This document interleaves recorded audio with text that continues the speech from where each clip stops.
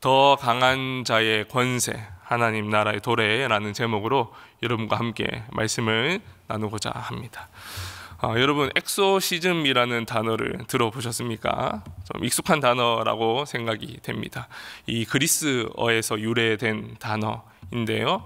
원래 이 그리스어를 보면은 명령하다, 이런 의미인데, 이것이 나중에 좀 변형이 돼서 귀신을 쫓아내다, 이런 의미로 쓰였습니다. 동서고금을 막론하고 이 귀신을 쫓아내는 이 엑소시즘의 의식은 고대에서부터 지금까지 사실 우리 주변에 있습니다. 우리나라 그 무속신앙을 보더라도 귀신 쫓아내는 것들을 볼 수 있고요.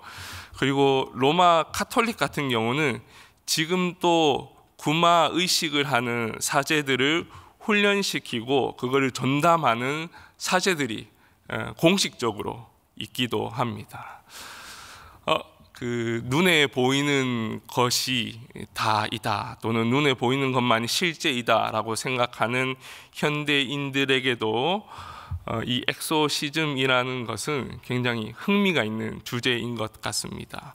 현대에서도 영화나 문학, 여러 가지 우리가 알고 있는 문화 속에서도 이 엑소시즘에 대한 내용들을 자주 접할 수 있습니다. 여러분 보셨는지 모르겠지만 검은 사제들이나 요즘 개봉한 지 얼마 되진 않았지만은 검은 수녀들이나 그런 영화들이 엑소시즘, 귀신을 쫓아내는 그런 내용을 다루고 있기도 합니다. 우리 또한 이 현대 시대에 살아가다 보니까 눈에 보이는 것이 다이다, 또는 눈에 보이는 것이 실제이다 라고 생각하면서 살아갈 때가 많습니다. 하지만 성경은 분명히 영적 세계에 대해서 이야기하고 있고, 또 이 영적 세계의 치열함에 대해서 논하기도 합니다. 오늘 본문은 예수님께서 귀신을 쫓아내고 그 이후의 반응들에 대해서 또 나오는 그런 부분입니다. 이 본문을 통하여서 이 예수님이 이 사건을 통하여서 그분의 권세, 그리고 하나님 나라의 도래, 우리에게 어떤 의미가 있는지를 함께 보았으면 좋겠습니다. 먼저 14절을 보시면 좋겠는데요. 14절에서는 이 한 인물에 대해서 묘사하고 있습니다. 말을 못하는 사람인데 그 사람이 귀신에 들렸다라는 정보를 주고 있습니다. 말을 못하는 것은 여러 가지 또 증상이 있을 수 있겠죠. 병 때문이라든지, 아니면 어떤 사건, 인생의 큰 사건 때문에 충격을 먹어서 우리가 실어증이라고 표현하기도 하죠. 여러 현상들이나 인생의 어려움 때문에 말을 못할 수 있을 수도 있지만, 오늘 이 본문은 귀신 들렸기 때문에 말을 못한다, 이렇게 표현을 하고 있습니다. 제가 이 본문을 보면서 이런 생각을 해봤습니다. 왜 하필 귀신은 말을 못하게 했을까? 성경은 거기에 대해서 언급을 하고 있지는 않더라고요. 근데 한 가지 분명한 사실은 알 수 있었습니다. 말을 못하게 한다라는 것은 결국은 이 사단이 사람을 속박시키고 공동체에서 떨어져 나가서 뭔가 함께 하지 못하는 그런 상황을 만드는 것에는 분명합니다. 그래서 사실 이 사람에게 필요한 것은 그 속박에서 풀려나는 자유함이 필요합니다. 아니나 다를까 예수님은 이의 필요를 아시고 14절에 귀신을 쫓아냈다라고 이야기를 하고 있습니다. 그런데 이 귀신을 쫓아내는 축기 사역을 하시고 난 이후에 사람들의 반응이 흥미롭습니다. 먼저 놀랐다라고 이렇게 표현을 하고 있는데, 이 이후에 이 사람들의 반응을 크게 두 가지로 설명을 하고 있습니다. 첫 번째, 한 무리들은 이 바알 세불, 바알세불이라기도 하고 바알세불이라기도 하는데, 이 바알세불의 힘을 입어서 예수가 귀신을 쫓아냈다, 이렇게 표현하기도 하고요. 또 한 무리들은 성경에는 예수를 시험하고자 하며 이렇게 표현이 되어 있는데, 더 큰 표적을 요구하기도 합니다. 여러분, 우리가 한번 상상을 해보았으면 좋겠습니다. 우리 눈앞에서 귀신 들린 자가 귀신이 쫓아내는 그 놀라운 현장을 보았습니다. 물론 모든 사람은 그 현장에서 놀랄 것입니다. 그리고 너무 자연스럽게 이런 질문이 들지 않겠습니까? 귀신을 쫓아낸 이가 누구인가? 또는 그러한 이 힘과 권세는 어디서부터 나왔을까? 너무 자연스러운 우리의 생각일 것입니다. 그런데 오늘 본문에 나오는 이 무리들은 마치 답을 정해놓은 양, 아니죠. 답을 정해놓고 지금 예수님께 이야기를 하고 있습니다. 오늘 이 본문과 병행 본문들이 있습니다. 똑같은 사건을 다룬 내용들이 이 복음서에 있는데 마태복음과 마가복음에 있습니다. 그리고 이 마태복음과 마가복음을 보면 이 말을 한 자들이 누구인지를 밝히고 있는데 마태복음에서는 바리새인이라고 이야기하고요, 마가복음에서는 서기관이라고 밝히고 있습니다. 물론 좀 다르긴 하지만 결국은 종교 지도자들에 대해서 이야기를 하고 있습니다. 근데 이 종교 지도자들은 그 놀라운 기적의 현장을 보고 이분이 누구이신가, 또는 이 권세가 어디서 나왔는가가 궁금한 것이 아니라 그저 답을 정해놓고 지금 예수님을 비난하고 있습니다. 왜 그럴까요? 자신의 위치 그리고 자신이 가진 것에 예수님이 위협을 가하고 있다라고 생각을 하고 있는 거죠. 대중의 소위 인기를 먹고 사는 사람들입니다. 바리새인들, 서기관들, 많은 유대인들이 그들을 따랐고 그걸 통하여서 그들은 권력을 얻었고 경제적인 풍요를 누렸습니다. 그런데 예수님이 지금 오셔서 놀라운 사역들을 하시니 대중의 관심이 예수님께 빼앗기는 것은 너무 당연합니다. 그러니 이들로서는 큰 위협이 되는 거죠. 예수님 앞에서 참 진리가 궁금한 것이 아니라 그저 자신의 위치와 이 권력이 위협받는다 생각을 하고 예수님을 비난하기 시작한 것입니다. 또 한 무리 더 큰 기적을 보여달라라고 이야기를 하고 있죠. 예수님이 아무리 놀라운 기적과 놀라운 사역들을 보여줘도 이미 예수를 믿지 않겠다, 따르지 않겠다라고 마음에 작정한 사람들에게는 그것은 별것이 아닙니다. 오히려 그것보다 훨씬 더 큰 것들을 요구하게 되는 것이죠. 누가복음 이 16장 보시면 부자와 나사로의 이야기가 있는데 이 부자가 아브라함에게 이런 요청을 합니다. 죽은 나사로를 다시 살려서 내 형제들에게 이 사실을 알려주십시오. 그러니 아브라함이 이렇게 얘기합니다. 죽은 자가 살아나도 믿지 않을 것이다. 이들은 이미 마음을 닫고 예수님을 반대하고 있기 때문에 더 큰 기적을 보여준다 한들 이들은 받아들이지 않는 것이죠. 어찌되었든 이러한 태도는 사실 오늘날에도 우리가 볼 수 있는 것 같습니다. 어떤 이들은 기독교의 선한 영향력을 왜곡시키거나 폄하하기도 하고 또는 더 큰, 또 끊임없는 그런 증거들을 요구하기도 합니다. 그들은 예수님의 이 행하신 일, 그 놀라운 구원의 이 일들을 인정하기 싫어하는 것이죠. 예수님께서는 이러한 자들의 생각을 아시고 17절과 18절 그리고 19절에서 이렇게 말씀을 하십니다. 이들이 말하는 것에 대한 이 논리적 반박을 하시는데 아주 단순하지만 강력한 그런 논박을 하고 계십니다. 여러분, 사단의 일은 분명합니다. 사람을 속박시키고 또 구속시키고 공동체 안에서 함께하지 못하는 일입니다. 그죠? 그런데 귀신의 이 힘을 입어서 그 귀신 들린 자를 자유케 했다라는 것은 귀신의 일과 너무 상반되는 일입니다.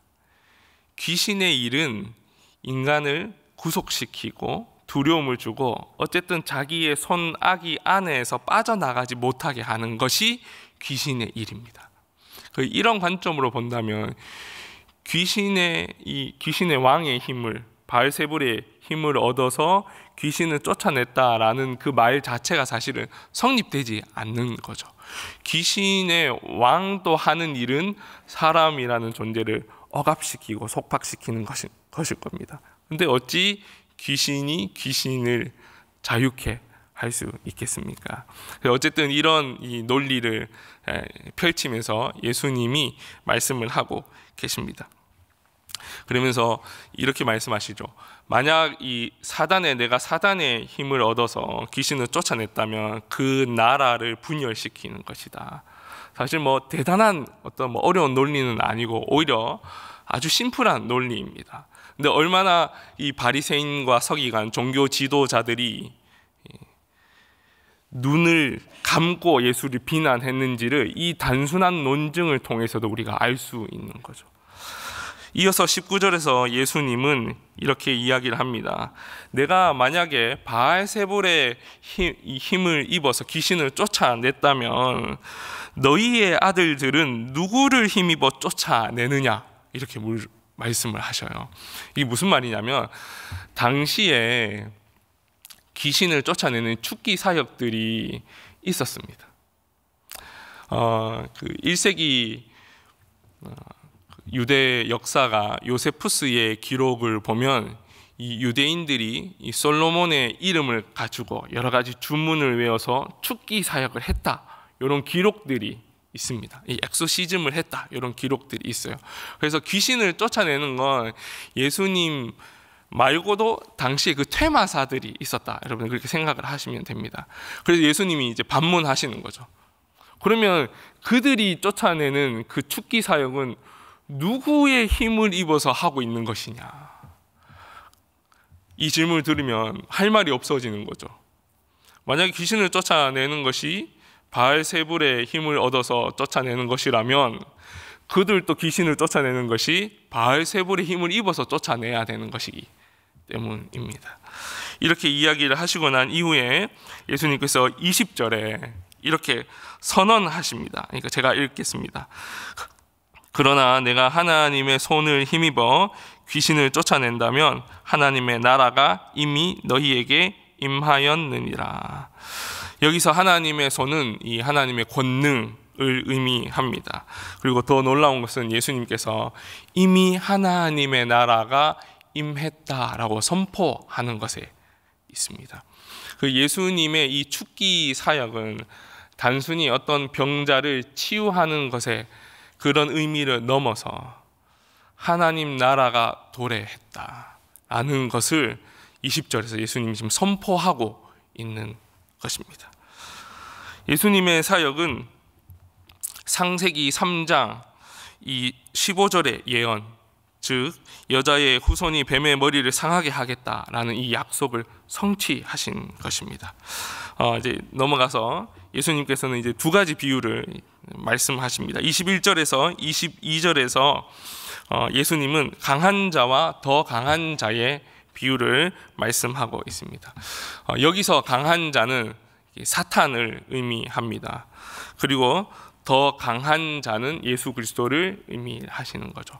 그런데 이 강한 자가 이렇게 한다고 이야기합니다. 강한 자가 무장을 하고 자기 집을 지킬 때에는 그 소유가 안전하되, 그러니까 사단이 무장을 하고, 사단의 소유가 뭐겠습니까? 인간이죠. 이 인간을 소유물로 잡고 있는 거죠.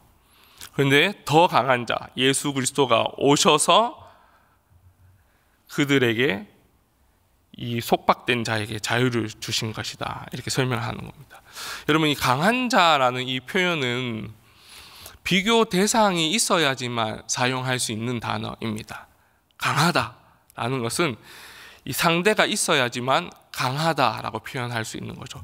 그러면 강한 자가 사탄인데 더 강한 자인 예수 그리스도가 오신다라는 것은 사탄이 약하다라는 것을 의미하기도 합니다.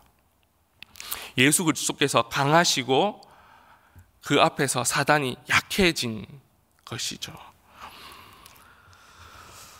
이 비유는 우리에게 깊은 위로와 또 용기와 힘을 줍니다. 우리가 인생을 살아가면서 여러 가지 억눌리고 위로가 필요하고 어려운 일들을 만나게 됩니다. 근데 예수님께서는 더 강한 자로 우리에게 오셨습니다.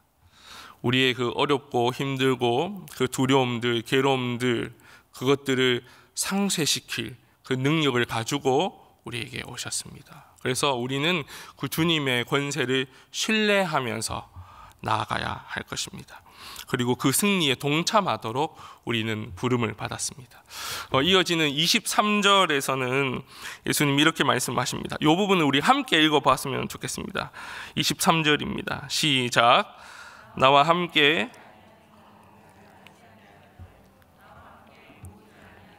나를 해치는 자니라. 이 말씀은 예수님께서 자신에 대한 중립적인 그런 위치는 없다, 중립적인 입장은 존재하지 않는다라고 이야기를 하고 계십니다. 예수님을 따르든지 따르지 않던지 이 두 가지 밖에 없다라고 이야기를 하고 있습니다. 여러분, 우리도 인생을 살아가면서 우리에게는 두 가지 어떤 선택이 있는 것 같습니다. 세속의 가치관을 따라 살아가든지 아니면 하나님 말씀의 가치관을 따라서 살아가든지. 근데 우리가 인생을 살아가다 보면 자꾸 이 중립적인 태도를 취하려고 합니다. 예수님의 말씀이 좋은 것도 알고 그 말씀이 진리인 것도 알겠고 하나님을 따라가면서 살아가야 되는 것도 알겠지만은 지금 내 상황에서는 중립 기여를 넣고 좀 지켜보면 어떨까, 이렇게 우리가 생각하면서 살아갈 때도 많은 것 같습니다. 하지만 오늘 이 본문 23절은 분명하게 이야기하고 있습니다. 딱 두 가지 길밖에 없는 거예요. 예수님을 따라 살아가든지 그렇지 않든지. 우리가 중립적이라고 생각하지만 그 중립은 예수님을 따르지 않는 것일 수 있다라는 것을 23절은 보여주고 있습니다. 이 말씀을 하신 이후에 예수님께서는 이어서 마지막 비유를 이야기하십니다. 24절에서 26절인데요. 예수님은 귀신이 쫓겨난 후에도 다시 돌아올 수 있다라는 경고를 하고 있습니다. 이 비유를 너무 이제 신학화하는 것은 좀 무리가 있습니다. 예를 들어서 축기를 했는데 집이 깨끗하면은 7 귀신이 들어온다더라, 이런 식의 해석을 하면은 자칫 우리가 큰 오해를 불러일으킬 수 있습니다. 이것이 의미하는 것은 우리의 신앙은 어떤 단회적 사건으로 끝나는 것이 아니라 지속되는 것입니다. 그 비워진 곳에서 이 성령의 충만함을 채워서 우리는 삶을 살아가야 합니다.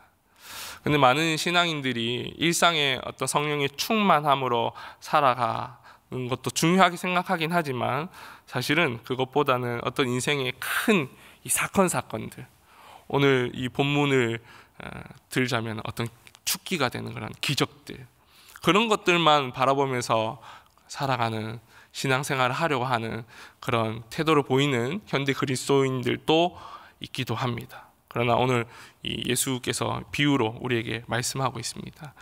물론 그런 인생에 또 어떤 사건들이 중요하기도 하고요, 신앙의 기억이 날 만한 그런 놀라운 일들이 중요하기도 하지만은 그것으로 우리 신앙이 성숙해지고 이어져 나가는 것이 아니라 그 이후에 참된 그 진리 대신 그리스도를 가슴에 품고 성령 충만함으로 하나님 말씀, 하나님 나라의 가치로 살아가는 것. 그렇지 않으면 훨씬 더 어려운 우리 인생 가운데 영적 이 싸움에 빠질 수밖에 없다라는 것을 오늘 본문을 통해서 이야기를 하고 있는 것이죠.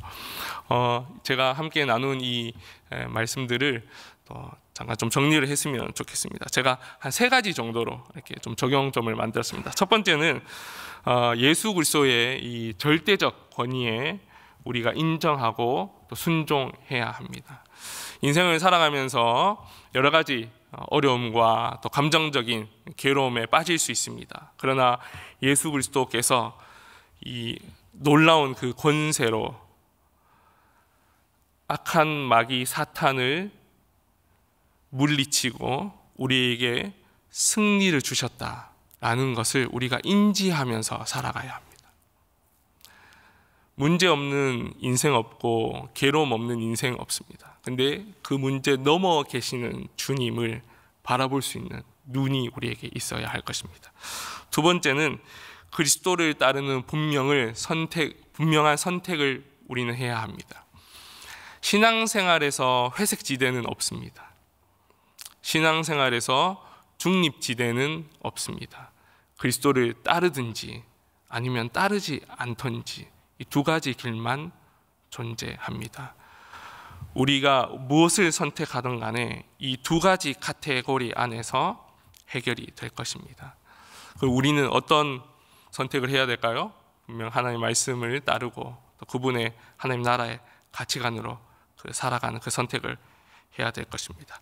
마지막 세 번째로 성령의 충만함을 구해야 합니다. 마지막 예수님께서 말씀하신 비유처럼 귀신이 쫓겨났다가 다시 들어온다라는 이 내용처럼 우리 신앙의 여정은 어떤 단회적 사건으로만 끝나는 것이 아닙니다. 구원의 기쁨은 순간일 수 있습니다. 그러나 신앙생활의 여정은 생각보다 깁니다. 우리의 개인의 종말 전까지 우리 신앙의 여정을 걸어야 합니다. 그때 필요한 것이 바로 성령의 이끄심, 성령의 충만함입니다. 사랑하는 우리 성도 여러분, 매일의 삶 가운데서 하나님의 말씀으로 살고자, 이 성령 충만함으로 살고자 늘 이 성령의 인도하심을 따라 살고자 간구하며 살아낼 수 있기를 간절히 축원합니다. 우리가 이렇게 삶을 살아낼 때에 오늘 이 귀신을 쫓아낸 자에게 참 자유가 임했던 것처럼 우리 또한 우리 인생 가운데 신앙의 여정 가운데 하나님께서 주시는 자유함과 기쁨과 그 놀라운 충만함이 있을 거라 생각이 됩니다. 이 시간 함께 나눈 말씀을 기억하면서 기도하고 돌아갔으면 좋겠습니다. 이 시간 우리 한 가지 기도 제목을 놓고 기도하기를 원하는데, 하나님, 우리가 성령 충만함으로 삶을 살게 하여 주시옵소서. 오늘 하루도 성령의 이끄심에 따라서 당신의 지혜로 삶을 살아낼 수 있는 지혜를 또 힘과 능력을 더하여 주시옵소서라는 기도 제목으로 기도하시고, 또 여러분이 가지고 오신 개인의 기도 제목 가지고 기도하시고 자유롭게 일어나도록 하겠습니다. 하나님 감사합니다. 오늘 이 시간을 통하여